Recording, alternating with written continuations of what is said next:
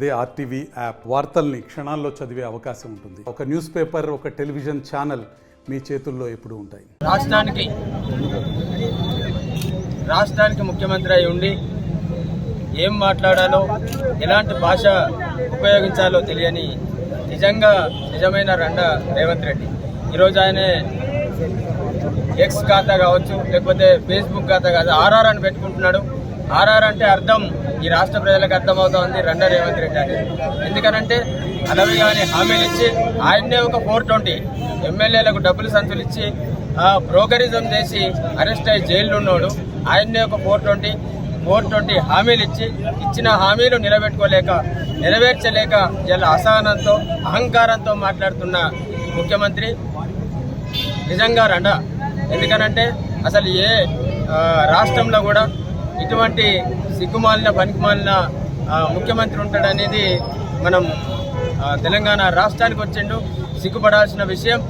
రేవంత్ రెడ్డి, నువ్వు ఉపయోగించే భాష కావచ్చు, నువ్వు మాట్లాడే విధానం కావచ్చు, ఇట్లనే ఉంటే భవిష్యత్తులో ప్రజల చేతిలో నీకు పరాభవం తప్పదని చెప్పేసి హెచ్చరిస్తా ఉన్నాం. ఒకప్పుడు భారతదేశాన్ని గొప్పగెళ్ళమని చెప్పేసి చెప్పుకునే మీ కాంగ్రెస్ మెడల్ వంచే, మీ కాంగ్రెస్ బుద్ధి చెప్పే తెలంగాణ రాష్ట్రం తెచ్చుకున్నాం. కాంగ్రెస్ దేశంలో ఉన్న కాంగ్రెసే, కేంద్రంలో ఉన్న కాంగ్రెసే ఏం బీగలేదు. నువ్వు ఈ రాష్ట్రంలో మేనేజ్ చేసి కొనుక్కొని తెచ్చుకున్న సీఎం నువ్వు. డబ్బులు సంచులిచ్చి కొనుక్కొని సీఎం అయినవు నువ్వేం బీగలేవు. ఈ రాష్ట్ర ప్రజలందరూ కూడా, తెలంగాణ ప్రజలందరూ కూడా ఒక గొప్ప భావోద్వేగంగా గలవాళ్ళు. ఈ రాష్ట్ర తొలి ముఖ్యమంత్రి వర్యులు కె చంద్రశేఖరరావు గారి నాయకత్వంలో తెలంగాణ రాష్ట్రాన్ని సాధించుకున్నాం. తెలంగాణ రాష్ట్రాన్ని సాధించుకోవడమే కాకుండా సాధించుకున్న రాష్ట్రాన్ని ఇలా దేశంలోనే అగ్రగామి రాష్ట్రంగా, అభివృద్ధి చెందిన రాష్ట్రంగా తీర్చిదిద్దుకున్నాం.